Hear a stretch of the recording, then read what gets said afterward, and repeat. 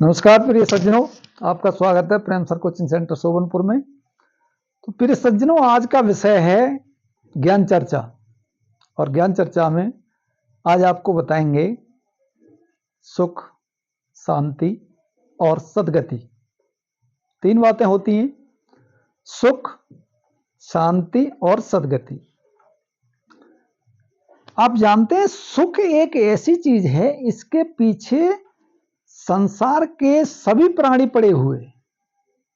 कोई भी मनुष्य ऐसा नहीं है जो सुख नहीं चाहता हो, जिसे सुख की चाहत ना हो। संसार के सभी प्राणी हाथ धोकर सुख के पीछे पड़े हुए हैं और दुख से कोई अछूता नहीं है। तो ऐसा क्या है कि सुख की हम तलाश, पूरा विश्व सुख की तलाश कर रहा है। गलत से गलत काम करने वाला, पापी से पापी व्यक्ति, पापी से पापी प्राणी,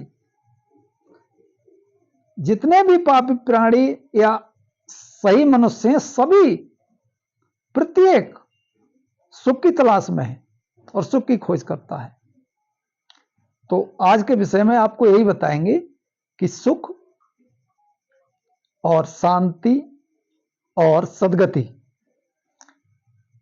तो मनुष्य की ये तीन चीजें मेन आवश्यकता हैं। जिस तरह से संसार में जीने के लिए रोटी, कपड़ा और मकान की आवश्यकता होती है, उसी प्रकार से मनुष्य को मोक्ष पाने के लिए इन तीन चीजों की आवश्यकता होती है: सुख, शांति और सद्गति। तो प्रिय भाइयों, सुख हमें केवल श्रम से मिलता है। श्रम से प्राणी के लिए सुख प्राप्त होता है और प्रेम से मनुष्य के लिए शांति प्राप्त होती है और सत्य से उसकी सद्गति होती है। अर्थात